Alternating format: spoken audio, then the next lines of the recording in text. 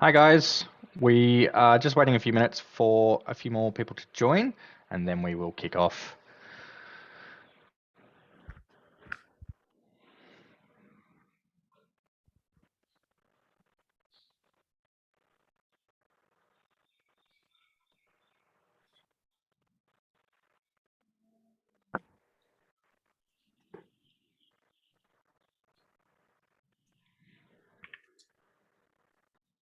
Hopefully everyone's had a wonderful day today.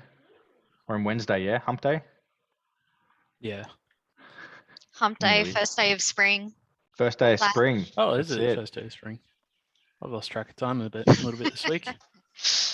Well, I think everyone has been most of us locked inside at the moment, right? So,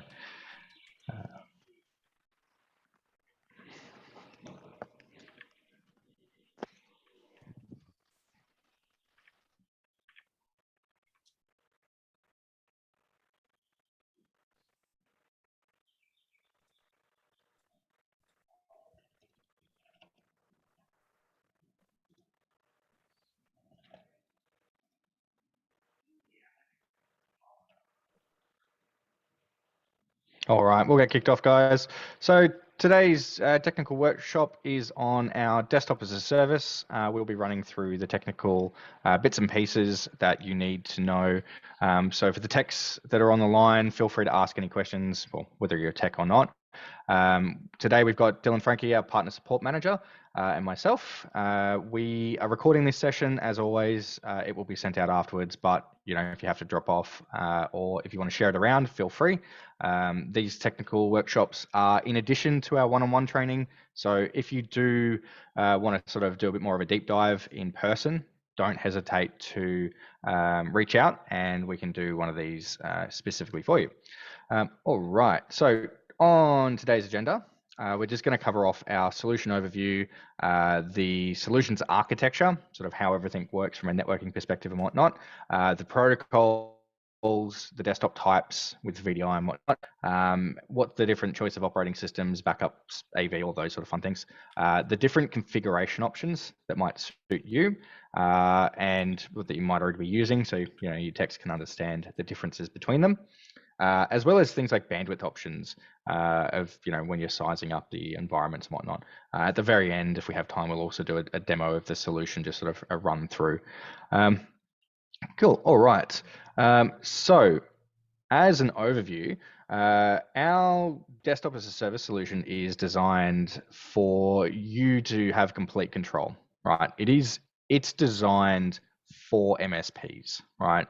Like everything at hosted network, everything that we do is designed for MSPs to give you the control. We, as a company, our offering is, as you can see, the logo there is powered by VMware.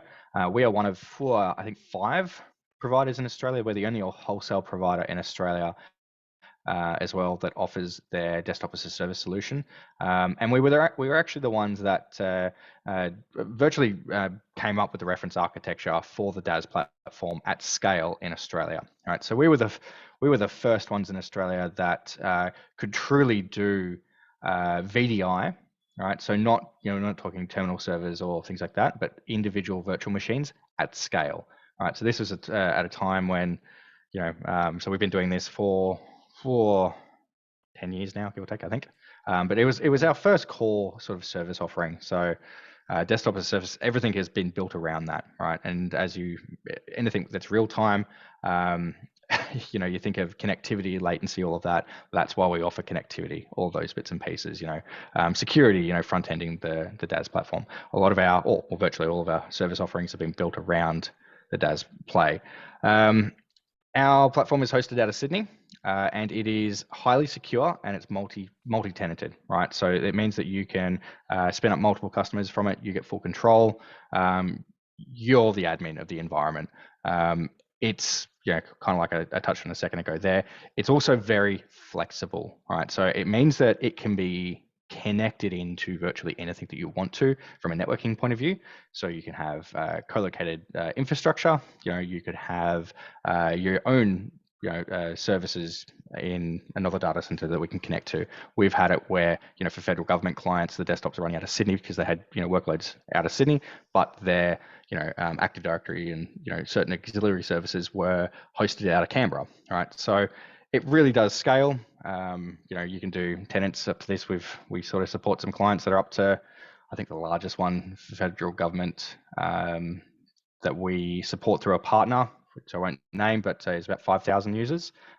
So, the New Zealand government actually uses this as their platform of choice for not on us, but as a platform for all of federal government workloads. So it's very robust, very scalable, and it really does scale from, you really could start at one desktop. We have a minimum of 10, I believe, but you can break that up into individual customers if you so choose, and go from there. But we'll get into a bit more of the technical bits and pieces. So first of all, like I mentioned, we offer VDI, right? So virtual desktop infrastructure, not necessarily, you can do shared, and you can even do streamed apps from it as well. But the bread and butter of what we offer is around, actual VDI. So two flavors of these, static and dynamic, right? So that you can have these desktops like as a named traditional desktop, whereas you can also have them like a hot desk, right? So if you think of schools, if you think of, call centers, anything like that, where you might have shifts to keep the costs down, you might have 2,000 students, but you only want to purchase, say, 200 desktops, right? So you don't have to have a one-to-one relationship. And that's where something like dynamic desktops come in really, really well. We support Windows 10, Server 2016, 2019. In fact, we even support Linux. If you wanted to run, I don't think anyone actually does though. Most, if not all customers, Dylan, I think, are on Windows. Yeah, we don't have any Linux customers at the moment. But it does support it if everyone really wanted to get nerdy.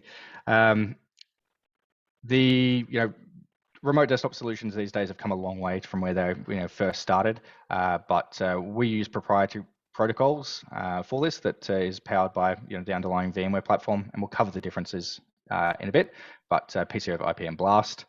You can access all of these offerings from either a thin client, a normal Windows desktop or Mac desktop, or even just out of a web browser. So if you've got like a Chromebook or something like that, you can do that. So one of the use cases that we've done with Avaya actually was that we stood this up for disaster recovery in where we had to, Avaya would be standing up call centers at the drop of a hat, right? So imagine there was a disaster somewhere and they had to stand up a call center very, very quickly. And that was actually with Avaya and Google, right? So, and they used the Chromebooks in order to do that. So as a little example there. From left to right, for VDI, think traditional desktop, really.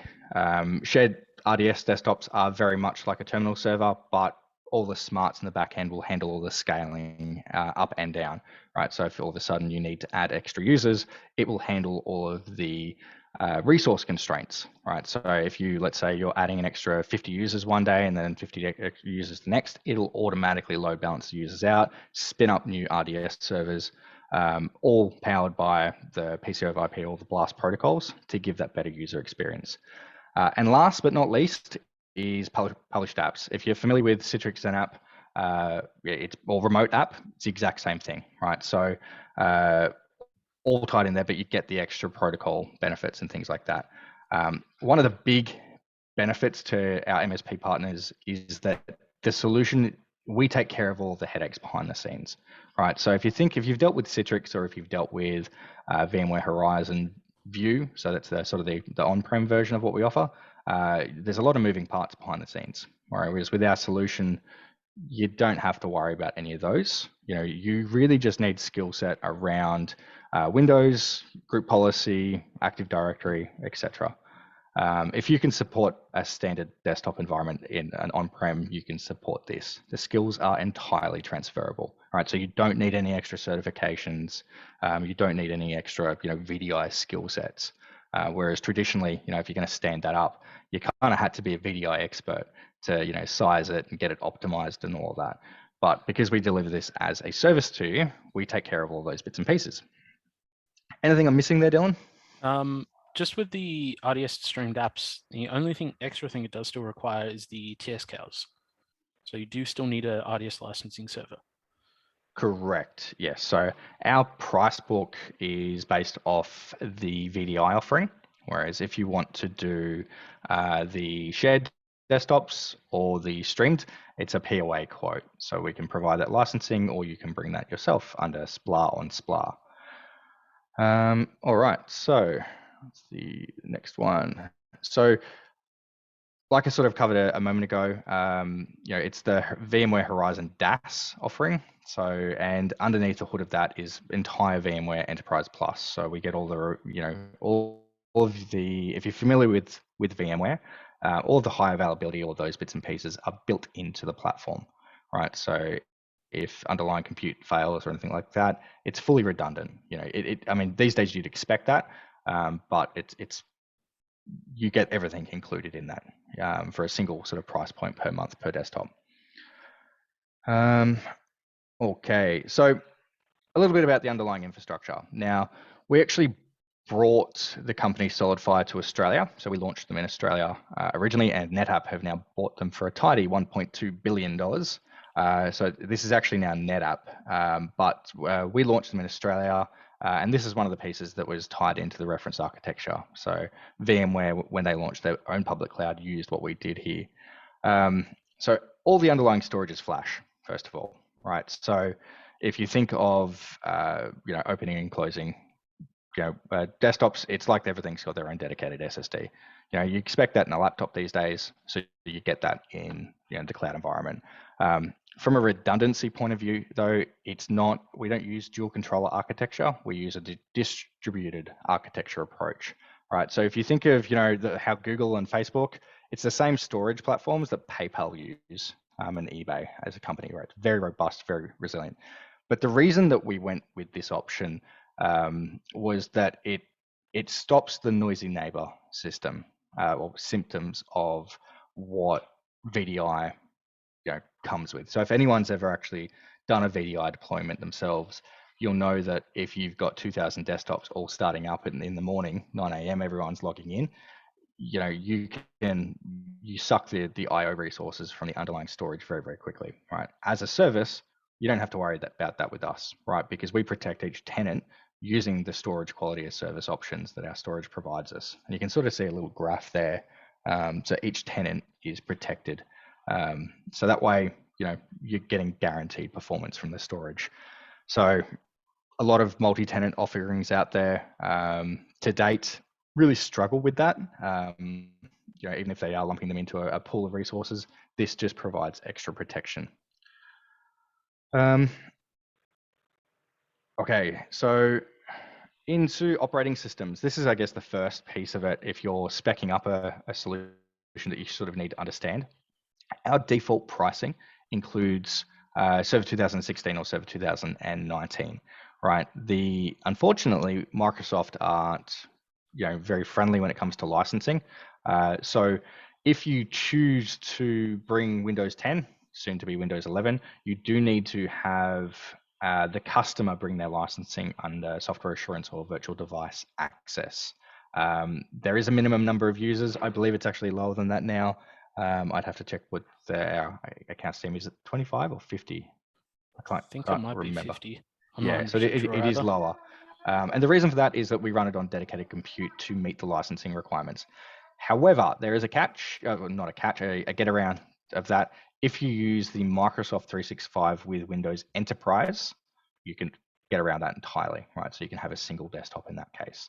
So a couple of little options there. If your client can't run in a server desktop operating system, which really does suit 90% of workloads, then speak to our engineering team, and we can help you spec that up and price that up. If you're going to go with Windows 10, the pricing comes down ever so slightly. Like with you bringing your own OS licensing, the pricing can come down as well because we're not providing that licensing component for you. But typically speaking, a server operating system, because we're running it in a server environment, is leaner. There's no screensaver by default. There's no Oh, got a question here. Any examples of apps or workloads that can't run on 2019? I got a good one. So encountered this recently. There's an Yep. app called Leap Cloud that it physically Yes, that's does a good not one. support running on server OS. If you try and install it, it'll throw an error saying the operating system is not supported and you can't get around it. So So things like that. Some other like bespoke accounting apps have the that's the same issue. 10%. Yeah. So, but it's not all that common. No, it's not. I think Leap's probably the one that definitely comes to mind for me as well. It's always at the software package. Most clients, these days, if they're not operating entirely in cloud, this is for line of business applications primarily where we see, or security, solutions where they needed an air-gapped environment. So depending on the requirements, the solution works very well. But if you've got that requirement, reach out to us. So we have on our website, you can actually trial the solution as well. But if you want to, that doesn't have admin access, but we can give you one for admin access so you can test software and all that stuff as well. And like all our solutions, we do free proof of concepts, right? So if you've got an opportunity, we can help you stand it up with the customer and, provide that confidence, put our money where our mouth is. But that pretty much covers the operating system pieces of it. Just before we change slides as well, there's another catch with some of the antivirus and RMM tools. Some of those actually do charge more for installing it on a server OS. You are correct. Than on a Windows desktop, just because it enables extra features. It's coming less. I'm seeing that less and less these days. But again, it's at the software package layer. That's limitations that software vendor is putting in, really, so they can charge you more, right? So, consider that. Like I said, we can test it with you. So I'm happy to sort of provide that support where required. So antivirus and backups. This is a really good one. I should probably add RMM here as well. Yes. These desktops are your desktops, really. We don't have any access to them. So the short answer is do what you like with them. We certainly have a bunch of best practices though. So first of all, we'll start with backups. We don't back up the desktops in the same way that you don't typically back up a on-prem desktop.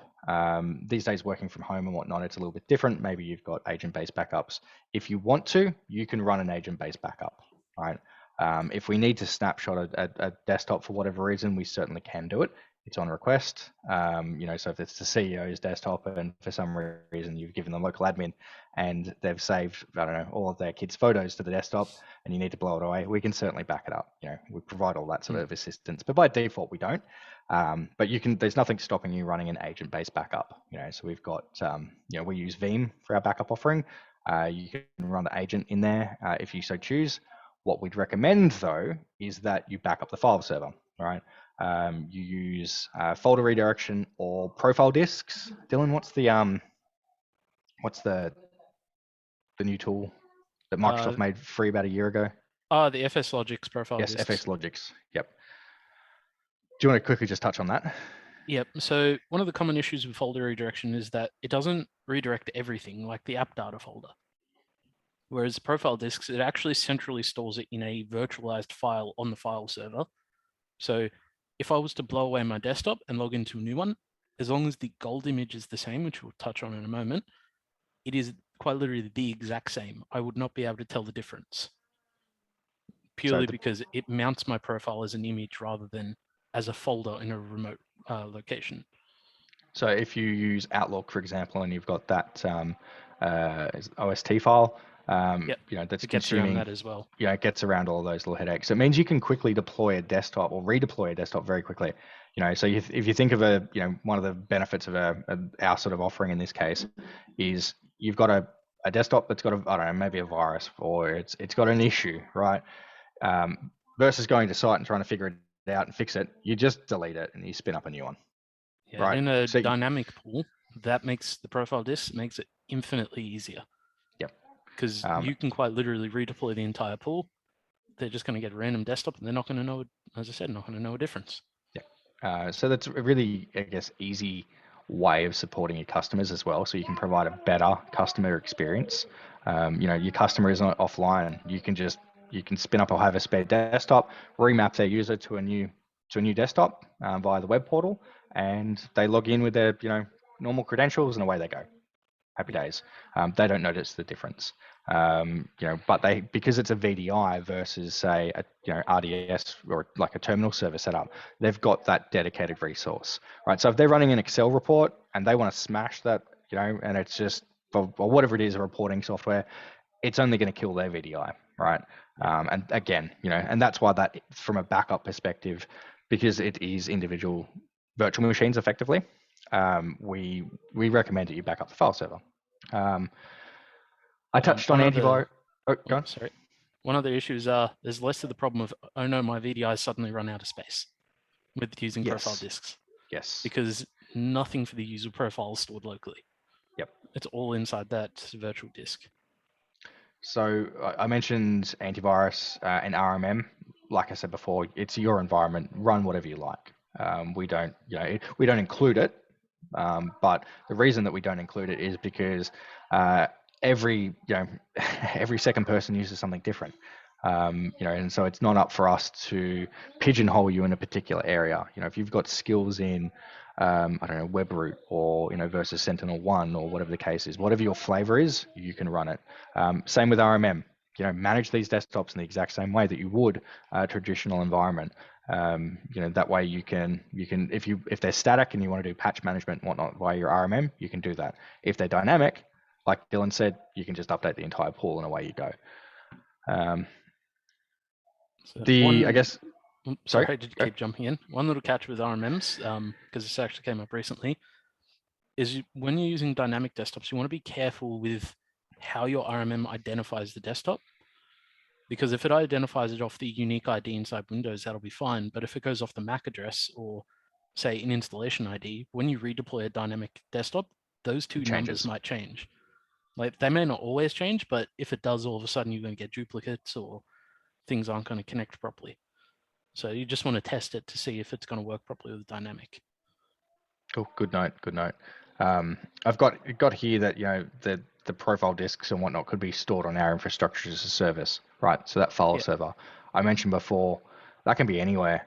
That really where we can support the networking to run that off a co-located NAS, if that was the case, that's what you wanted to go down the path. That could be infrastructure that you already run. We've got a bunch of partners that have migrated away from RDS, like having their own terminal service offerings and their own stack, and migrated to our RDS, our VDI platform. But they still wanted to get the extra lifetime out of their hardware that they've already purchased, so they use that for say VMware or their Active Directory and whatnot, and we just do the networking. We plumb it between it. So very, very flexible. Yeah, and as Ben mentioned before, that doesn't need to be in our data center. It doesn't even need to be in the same state. Correct. Yeah. It could be. We've actually got a customer that their servers are in Queensland, I think, and they just got a cross connect between them and us, and they connect everything over that. Yeah, so very, very flexible. You can obviously VPN into this as well, less preference, but we'll talk a little bit about access in a minute, but very flexible there. So if you've got a situation you want to architect, that's what you leverage us as your propeller heads, right? We can help architect that and design that and tie things together so that you don't have to focus so much on that area. Dylan, gold patterns. What is a gold pattern? So your gold pattern is essentially, some people might know it as like an SOE or a base image or a master image, depending on how you've done it in the past. It's essentially your base OS that has all of your applications installed into it, and you use that to clone all your VDI from it. So that way all your VDI are virtually the same. The DaaS platform automatically goes through, it'll update all the unique IDs. So everything, even though they're coming from the same image, it's all unique as well. So you don't have any issues with AD clashing with any computers or anything. Our typical preference of that is, well, if you're using the dynamic desktops profile disks, you would generally update your goal pattern with everything. So you'll do Windows updates in there. You would update your applications in there. So that way, when you did redeploy the dynamic desktop, it would be the same each time. So that way it's less of the, why is this one VDI playing up, but this one's not? Because that does happen in some cases. But in saying that, you can also convert a existing desktop to a gold image. There's nothing stopping you from going into your pool going, okay, I've updated this VDI, convert that to a gold image. And then you can go and update your pools to use that. The only limitation there is how much gold pattern quota you have, just because there are certain constraints around that. But the one that we provide with your DaaS environment, when you first get it handed over, we've already optimized that with some scripts that VMware provides. It's actually available on VMware's website. It's the VMware optimization tool, which that goes through and modifies about 600 different items that either aren't necessary or just not, I guess, not well tweaked to running in a virtual environment. Wi-Fi in a virtual environment. Yeah, screensaver in a virtual environment. Yeah, those little things but it just means that the one that we provide you is optimized. But you, at the same time, Dylan mentioned like an SOE. If you've got an existing SOE and you want to import that, you can. All right. So we've, many times when we've done sort of on-prem VDI environments that have migrated over to our cloud-based offering, we can import that SOE for you. Good example is if you're going from a corporate environment where they may already have that SOE that they image onto hardware, you can actually take that, restore it in our environment, tweak it a little bit just to install VMware tools and things like that, and use that. So you don't actually have to set everything up from scratch if you've already got it. Yeah, and we can help you, get that into the environment and all of those bits and pieces as well. A lot of it's self-service, but we can certainly provide that sort of that guidance around, the what and the why of things as well. Like why is this happening? Why do we do that? What's the best use case? All of that. So, the other thing is I did mention gold pattern constraints. You do get a gold pattern with your either multi-tenant or full isolation tenant. But you can have as many as you realistically need. So if it's multi-tenant, say you've got 10 customers, you could have 10 different gold images, so one for each of those customers. Or you can use the same one across all of them and use group policies to modify them. It's realistically up to you how you want to do that. Yeah, it could even be like it's on the slide, different departments, marketing versus sales, might have different apps or whatever the case. Cool. All right. Anything else you want to cover there? I guess just the VLANing side of the multi-tenant, but I guess we're going to touch on that. Yeah, we'll touch on that in a little bit. So, cool. Okay, so we mentioned a little bit earlier about the different protocols and what they are. This is really, if you're already using the platform, so you can understand the differences. And the history, I guess, it's always kind of good to understand. So we'll start off with the history. VMware first licensed the PC over IP protocol, which, if anyone's heard of Teradicci, they licensed it from them.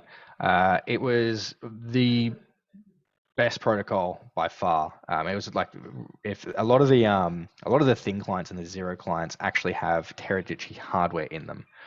So if you're using zero clients or thin clients and you see that they have a Teradicci chipset in them, PC over IP is great because it's got that hardware acceleration that works really, really well because the hardware and the software is sort of aligned.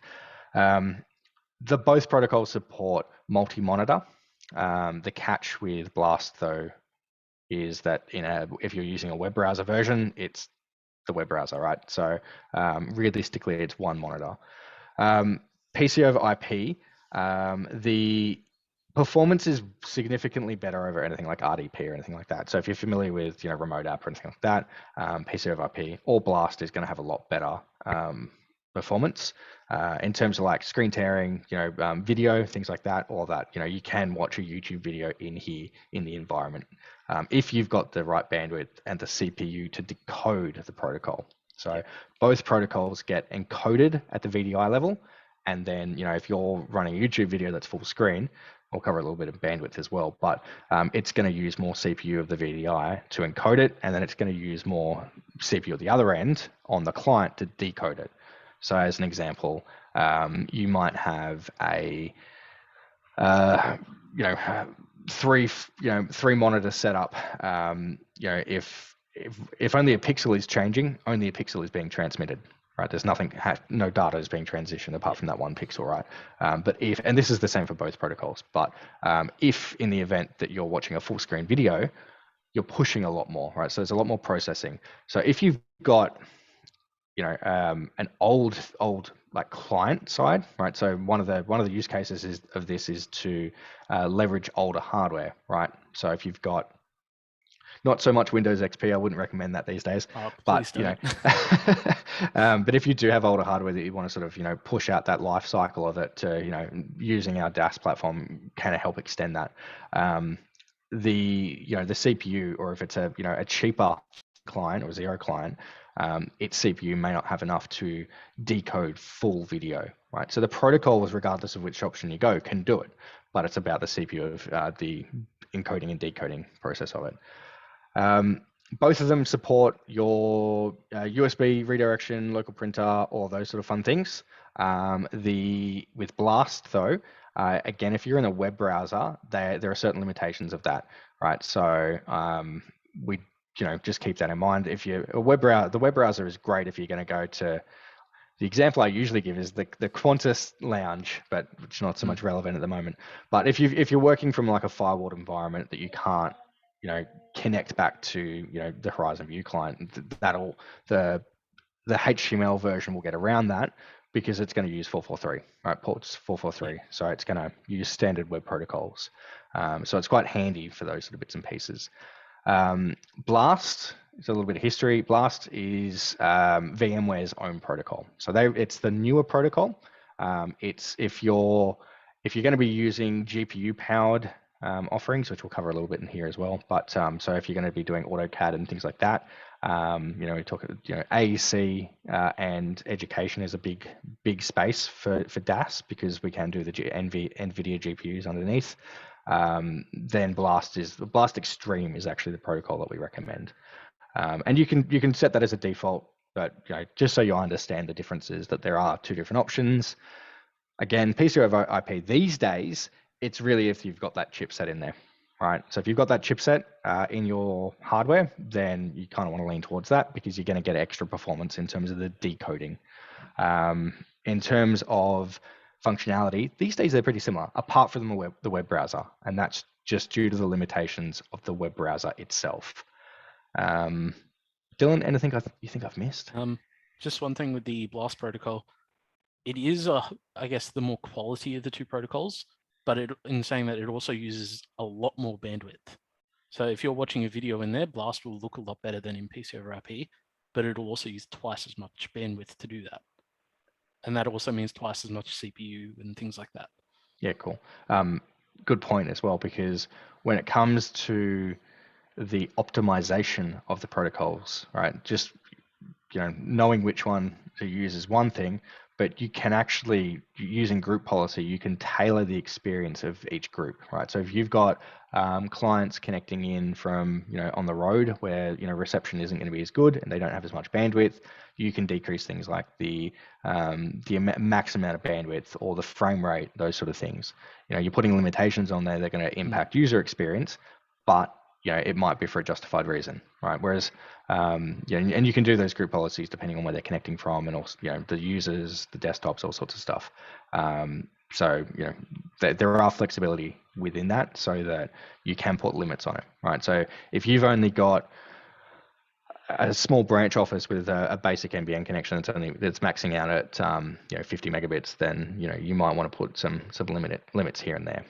A full 1080p video can use about 20-25 megabits, and it will flatline the connection, right? So if you've got multiple people doing that full screen, it's going to flood your link pretty quickly. And we'll talk a little bit more about bandwidth in a moment.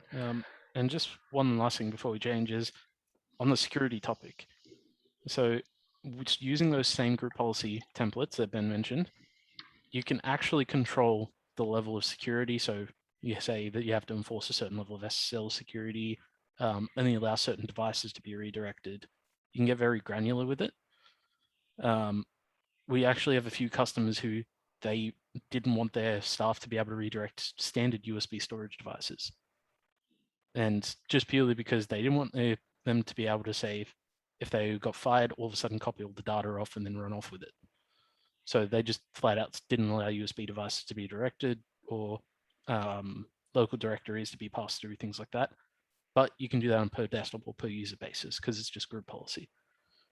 Yeah, another example of that use case is development, software development, right? So where you might be getting your software development or your QA done by outsourced teams, whether it's here or abroad, you can limit that the access that they actually have, so that you can protect that data. I mean, there's nothing stopping them from taking a screenshot, but it's an extra layer of protection that you can add.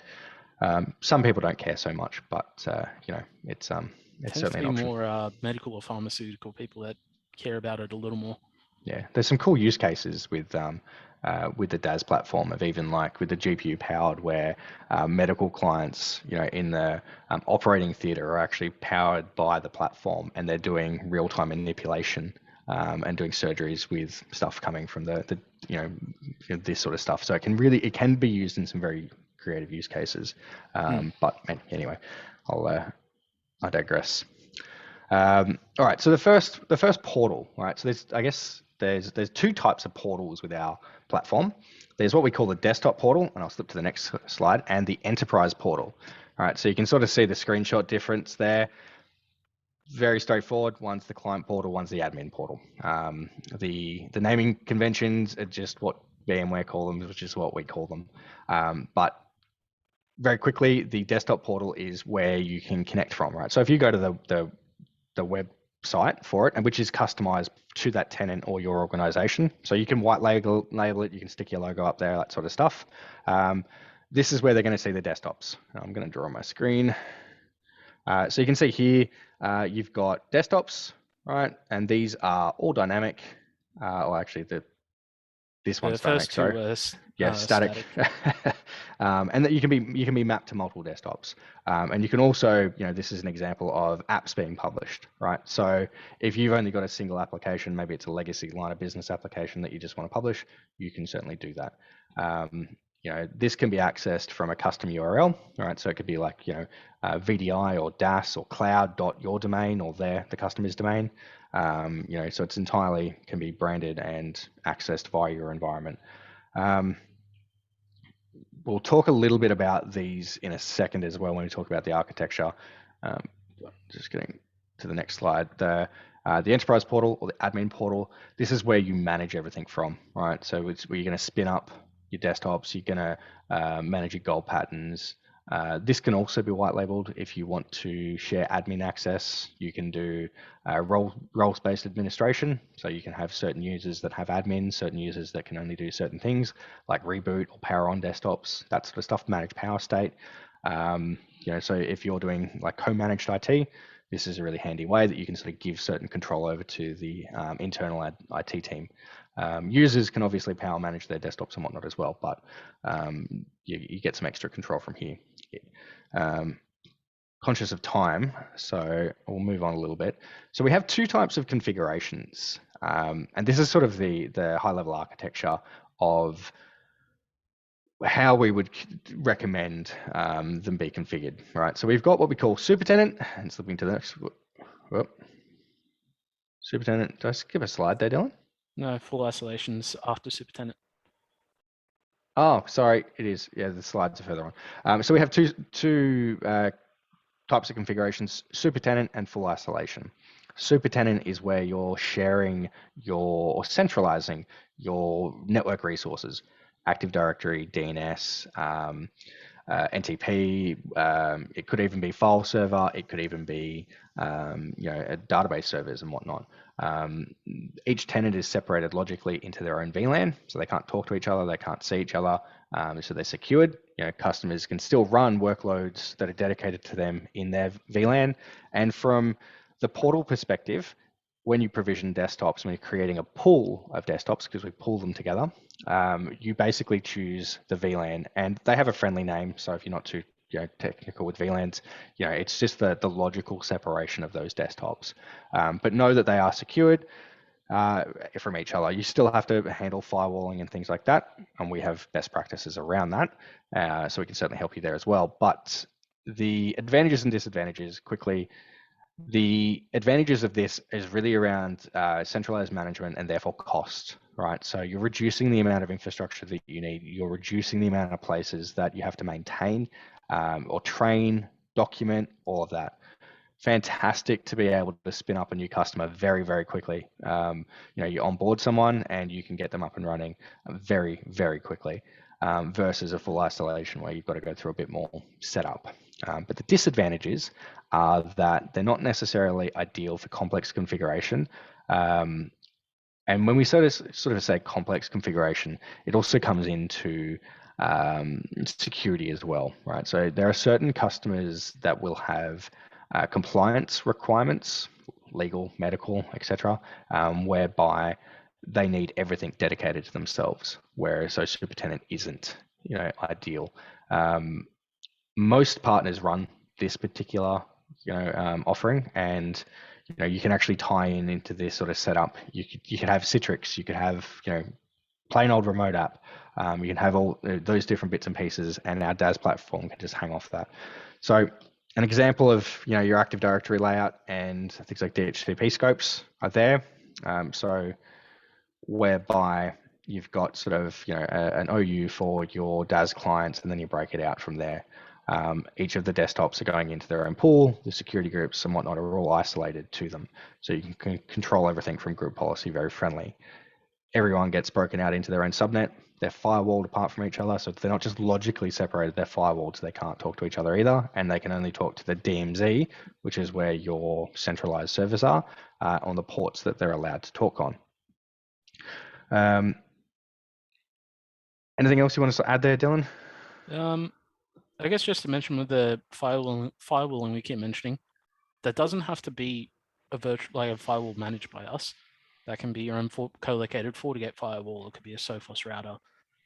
If you specialize in a specific router, and either it's got a hardware or virtual one, it can either be co-located or put into the vCloud portal.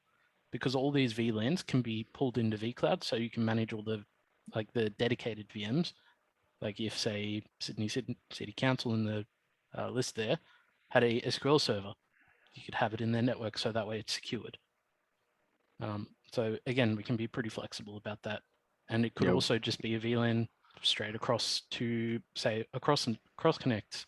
So the firewall's in a completely different location. So we're not going to limit you on what you want to do with that.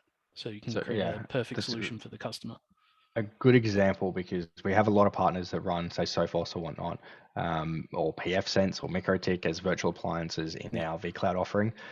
One of the benefits of our DaaS offering as well versus our competitors is that we provide unlimited bandwidth, right? So we don't, and if you're bundling an IaaS opportunity in with DaaS, if it's linked to the same end customer, then bandwidth is free on that side as well, right? So it's a bit of a win-win for both sides. Fair use policy obviously comes into play. If you're loading up the torrents and you're flatlining the link, then you're going to get a tap on the shoulder. We never have had to do that, but and so that can all be filtered through your firewall. We do provide a basic managed router, which we'll manage on your behalf, and we'll set up and whatnot. But if you want to get into whatever flavor that you're comfortable with, we'll certainly provide that as well, or can integrate with that. So that's one thing I don't like about Zoom, that annotate every time I've got to get rid of it. Full isolation. Okay, so this is the other option. Like the name suggests, it's full, everything's isolated fully. The things like AD, network services, DNS, they're all dedicated to that tenant. Nothing is shared, right? So security is the focus here. If you're dealing with government clients and whatnot, this is often the flavor that you're going to go down. So you get an ultimate freedom of configuration because you don't have to think about that multi-tenancy. The other benefit of the full isolation versus the Supertenant is that full isolation has a dedicated web portal for each customer, right? Well, each environment, whereas the Supertenant you're going to have is shared. So typically a Supertenant will be, VDI or cloud.your domain, whereas this will be, cloud.their domain as an example. Obviously, disadvantages are additional costs in terms of the infrastructure, whether it's running on us or someone else, and additional management overheads because of the Active Directory, DNS, all of that. So your failure zones start to get a little bit bigger in that regard. But all of the benefits of Supertenant in terms of networking and whatnot, those flexibilities still stand. You can run whatever firewall and whatnot as you so choose. So I'll just sort of, so Bandwidth. This is, I guess, bandwidth is an interesting one. When it comes down to any remote application, and these days the world's changing a little bit, right? So with a lot of line of business applications moving to web browser based, it's less of an issue. But anything real time, even if it's voice, bandwidth still needs to be considered, especially if you've got. I mean, you think people working from home and the kids get on Netflix or start playing video games, where they download the latest Call of Duty update, and everyone in the house suffers, right? That's a bit more of a modern approach. But if you're from the office and you need to consider how much bandwidth to dedicate to each customer, then it's like I said before. If nothing's happening, if someone's just sitting there, like right now, I'm not changing anything. There's maybe my cursor's blinking somewhere, but there's no bandwidth being really transmitted. Maybe my little Zoom video sort of thing. But in terms of the VDI traffic for those PCI over IP or BLAST protocols, nothing's happening, right? If everyone was doing video editing in the office, you're going to be using a lot more. You need a much bigger pipe. So that's sort of, I guess, things to consider there. So it is a little bit hard to size because you have that bursting nature. Not impossible, but just you have to keep that in mind. These days, if you've got a reliable internet connection, and like voice, given it's a real-time sort of offering, it's the reliability that matters, right? So you kind of want to get it right from the word go. If they're working from home, it gets a little bit harder because all of a sudden, you don't know what they've got at home. Same thing with the VoIP, right? Everyone's moved to Teams and whatnot. If their home internet connection's dodgy, even now, right? We're all at home. If we have issues with our individual internet, that individual user is impacted. But it's down to the reliability, right? So we've got their latency. So the protocols really start to clap out at anything above 250 milliseconds. That's pretty high. That being said, you're going to start to notice it around the 50 milliseconds for things that are really real time, like CAD, like watching videos or anything that you are directly interacting with. So imagine a CAD thing, right? As you turn the mouse and you're trying to spin that model, you'll notice the delay in between your inputs and what's happening on the screen at around the 50 milliseconds. For productivity workloads at 250. So if you've got remote workers overseas doing software development or administration, whatever it might be, they're going to start to see impacts at 250 milliseconds. The most important, though, as with any real-time network application, is the jitter and packet loss characteristics of that internet connection. If it's dropping packets, the user's going to notice. Which if your bandwidth is much cheaper in Australia than what it was, but if you're still running on a copper-based service, maybe NBN VDSL or fixed point wireless, and I don't know, it rains and the pits fill up with water, there's not much you can do. So if that connection goes to shit, then the user is going to be start to experience that. There's a little note there that with the optimization of the desktops, you can reduce the amount of bandwidth. And I said we touched on the group policies before, but you can certainly do that through the OS as well. So if they are real regional or they're on the road and they need to get in securely, then there are extra things that we can sort of optimize that might impact the visual performance, but will provide a better overall experience of day-to-day use. I'll put this one up briefly. So when we talk about VDI, and if you've ever done any research, you'll see that we talk about sort of test or basic office productivity users or power users, and the higher they are. So I'm a power user, right? Like I never close Chrome tabs. I've got my two 4K monitors up and running, all of which will run fine in there. But I'm going to need more bandwidth, for my session versus the receptionist who might be doing a little bit less. At home, with the world that we live in, everyone's got their own kind of dedicated pipe. So you just kind of have to more worry about the reliability component. But I'll leave that up there just as a little bit of a quick reference. This is documented as well, so we can send out these slides if you need them. And yeah, so back to, I guess, the next one, connectivity. So we talked a little bit about bandwidth. The VDI can all be accessed via the public internet. They can. However, for secure environments, you can have that privately locked down, so they can't be accessed externally. So Dylan, do you want to run through like a typical, sorry, my daughter's going crazy, homeschooling. Do you want to run through the typical, where you've got a UAG, etc.? Yep. So in your typical environment, like you can see here, you would typically have people coming in from public internet, going through your firewall, and logging in and everything. That Unified Access Gateway is actually what provides you the secure encrypted connection through to your VDI, because everything is encrypted as long as the SSL certificate is valid, and it creates a secure tunnel and everything, so no one can spy on what you're doing. It's a pretty big problem these days with everyone working from home. But so that you can sort of get an idea of what connects to what, the Unified Access Gateways pass everything through to the virtual appliances, which is actually what runs the website. And there's always two of those virtual appliances, so that if one goes offline for whatever reason, the other one still comes back online and ensures that the portal is always accessible.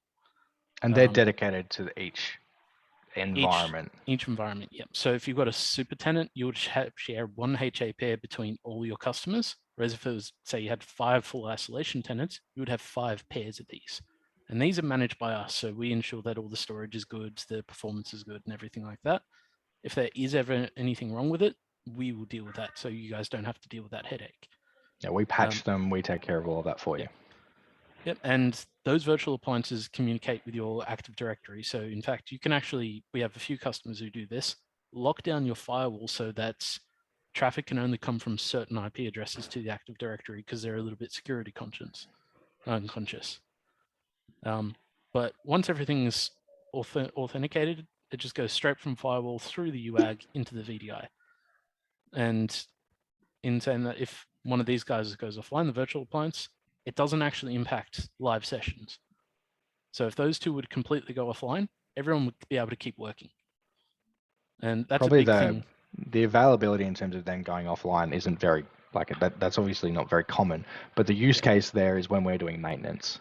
Yeah. Right. So it's high available in the sense of we can take them offline, perform maintenance without impacting you. So it's designed in that sense. It does mean if they go offline completely, the connections, any existing connections don't get impacted.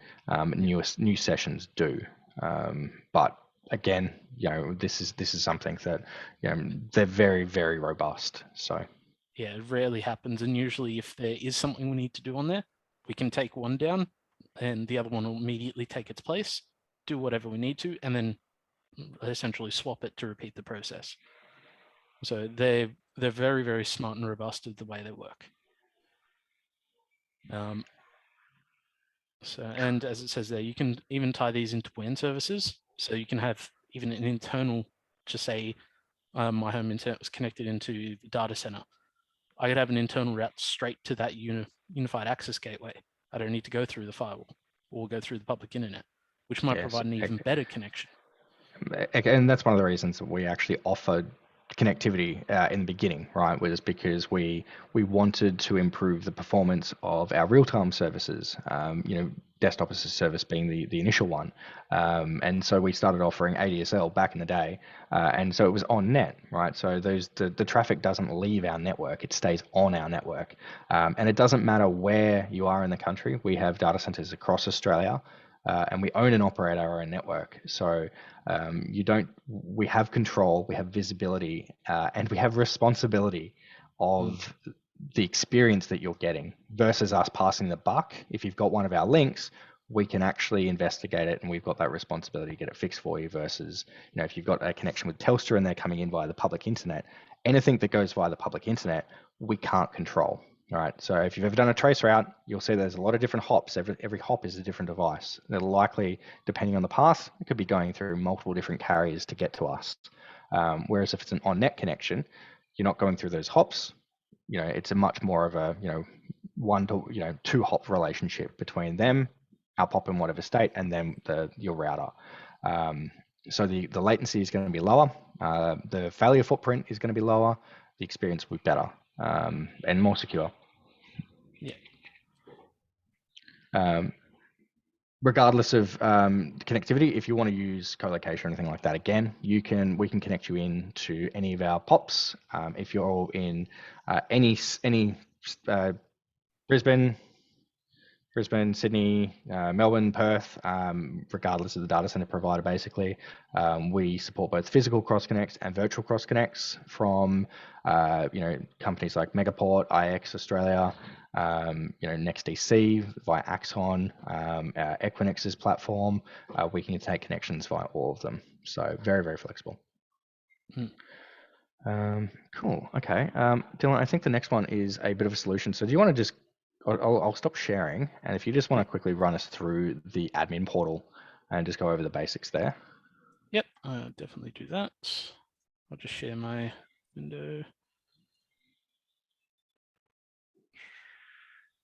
Yep, that'll do. So this is just the user portal, just because that's what I had open. As Ben mentioned before, you can rebrand this entire portal, including the background, the logo that appears there. So if you have the full isolation tenant, you could put the customer's logo there. If you were using a Supertenant, you could have your own one. It's entirely up to you. I guess adding that there, we grey label everything, right? So there's no, our logo, our branding isn't going to be there for our VDI. So if you want to choose your own, go for it. Even with our demo environment, even the URL is grey labeled. It doesn't mention us. Yeah, so you can actually demo this without any mention of hosted network as well. Spin up for a trial on our website, send it over to your customer, or we can even spin up a desktop and customize it to them, right? So that they can get a bit more of a tailored experience, load their apps up, that sort of stuff. Yeah, so I'll just switch over to the admin portal. My browser wants to behave. There we go. Oh, there we go. So again, this is tied into AD for authentication, whether that be with us or with your, say, we have customers who have AD servers in AWS. When you first log in, you just get a quick overview of your environment, the different connections that are currently active. We don't have any active at the moment, just because it's the demo environment. But I'll quickly run through a few of the things you would normally access in here. The big one's going to be activity. So in here, you're going to be able to see everything the admins do and everything the users do. So if a VDI suddenly goes offline, you can go in here and be like, okay, did the admin reboot it? Did a user reboot it? Or if the customer's complaining and having a problem with their VDI, you can actually switch over to users and see which one they're connecting to. That's a very big thing for dynamic pools, because it won't necessarily tell the user what desktop they're connecting to. You will need to jump in here to find out. And there's been a few times where we've been trying to track it down. Every time they connect, they're connecting to a different desktop. So that's just like that. Again, you have a few other things on here, like a report, so you can get an export of all the users and what their assignments are, or all the desktops and what users are assigned to them. That's particularly good if you're going through a refresh of the VDI and you want to make sure you've got an export of which users were assigned where. Jumping into the assignments. So the assignments are essentially your desktop pools. You can mix and match different pools with different requirements. As you can see, we've even got the same gold image shared across multiple pools. But these two pools might be sitting in different OUs and get different group policies and things like that, as well as have different desktop models. So you can mix and match that as you want as well. Creating a pool is pretty simple. You essentially choose which one you would like, whether that be application, so that's essentially your published applications, or your standard desktops and IDSH sessions. You generally give it a name. So this can be anything as long as it doesn't have a space in it, as well as you can specify a custom name down here. By default, it will automatically populate that and then put a number after the end of it. So it'll put the number 100 first, and then it'll increment by 1. Now you can put this to whatever you want. So you could put VDI in front and have that separate to the assignment name, and have it automatically drop VDI into a specific OU and AD, which is really useful for supertenants, because that way it will just automatically apply whatever policy you've set in that OU, and then you don't have to do anything. Same with the run one scripts. you can essentially, what happens with this is when you deploy a VDI, it will run this specific script as long as anyone has access to it.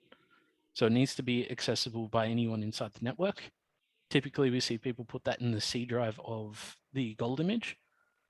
And that could be install your RMM tool, install antivirus, or even just run an activation command. So that's entirely up to you. And the easiest way to give users access to these pools, specifically if it's a a dynamic pool, is you can specify users or groups. We typically see most people use a group just because it's easier to manage an AD. So you just search for it. So I just go domain users. It's going to go through and find it. If it hasn't been used before, it might take a few moments for it to go through, especially in larger AD environments, just because it's having to search from the start all the way to the end. And it can take a little bit in larger environments. Saying that, once you hit submit, it'll go and create the pool. But I don't have enough capacity in this one just because it's all being used. As you can see, I've got 0 remaining. So that's your quota there. So if you change the desktop model, Dylan.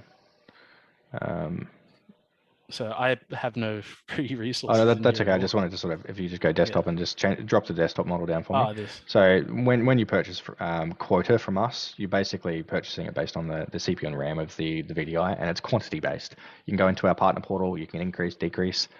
We increasing, it basically will allocate that to you, and then away you go. Decreasing, if it's in use, we won't decrease it for you. You have to clean up before you can decrease. It's just worth noting that there. And cleaning them up is pretty easy as well. So if I click into one of these pools and jump over to desktops, as you can see, I've got all my desktops. I can control the power state of them, including if I want to do a hard reset, like just ripping the power out of the wall, you can do that, as well as convert it to image like we mentioned before. And if you wanted to, say, get rid of one, you would just power it off and then go, a delete button will appear, click that, and then the quota will become free and we can deallocate that. Just quickly while you're on that page, Dylan, Yep. I'm just going to say here, so the DaaS agent is probably a good thing to mention. So there's Yes. only, inside the actual VDI themselves, there are a couple of pieces of software that run. Dylan, did you want to talk about that just quickly? Yeah, so there's 3 specific things that are non-standard in Windows that runs in there for DaaS. There's, first one's more VMware specific, which is the VMware tools. That's drivers and things like that. Yes, but if VMware tools isn't running, you won't be able to connect to it, even if the drivers are working. There's the Horizon DaaS agent, which is what facilitates the communication securely between the desktop and this web portal. And then there's a Horizon View agent, which is what connects you through the Horizon client. So this guy connects you securely through here or through the web interface to the desktop. So that's the main 3 moving parts inside there. Cool. We're at time. Meryl's flagging us that we are at 2:03. So yeah. So the only other place you would normally go into here is your imported VMs and images. Images are your gold patterns where you can go and take them offline, modify them, and republish them. And imported VMs would just be any VMs that we've dropped into the network that haven't originated from DaaS. So I think your SOE, that sort of stuff. Yeah, that could be a new gold image that we're deploying for you. It could be, say, we've dropped a test VM in there to check something for you. You might see that appear under there. So that's just what would essentially exist there. Cool. Well, hopefully, is there anything else done? I think that sort of basically covers the high level, right? Yeah, the rest of it's mostly the Active Directory settings and roles and things like that, 2-factor, etc. So that's one last thing I want to mention before I stop sharing is 2-factor. We strongly encourage you to use it, just because people don't tend to like to set secure passwords or change them very often. I've had a customer the other day who was using password 123, and it made me very sad. I'm gonna be honest there. So if you use 2-factor, it's enabled for both the users and the admins when you enable it, but you can use anything that supports a radius authentication or RSA. So the most common is Duo that we see. Yeah, Duo or 40 Authenticator, things like that. Cool. So yeah, we strongly advise using that. So I'll pass back to you, Ben. Cool. All right. Well, look, that is basically the end of today's session. If you guys have got any questions, let us know. This, I guess, for most people will be a quick refresher or an introduction to the platform. Those of you that are already using it or looking at using the platform, like I mentioned at the beginning of the call, we're happy to do one-on-one training that is a bit more custom to your environment. When we set up your first few environments, we will walk you through it, right? We're not going to just go, hey, here's an environment, have fun, see you later. We're going to actually, give you a bit of hand holding, make sure you've got enough training and documentation that you understand the environment, right? So and there's no extra cost to that. It's just, we know that, in order for you to get the most out of the platform, you need those skills. We're there to back you up always, but we believe in sort of that knowledge transfer piece of it as well. So don't hesitate to reach out with that. If you like, we've all got a signature on our emails, and in that it has a book a one-on-one training session. I believe it's on our website as well, but you can always just go through your account manager as well. Cool. Well, I believe that wraps us up. What's our next session, Meryl? We're in the middle of planning that. Good question. Okay. Cool. Okay. Well, I won't go and say something and get in trouble for it later then. Wonderful. All right. Well, we will leave it there. Thank you, guys. Like I said, if you have any questions, just reach out. Happy to help. Enjoy the rest of your day. Thanks, guys. guys.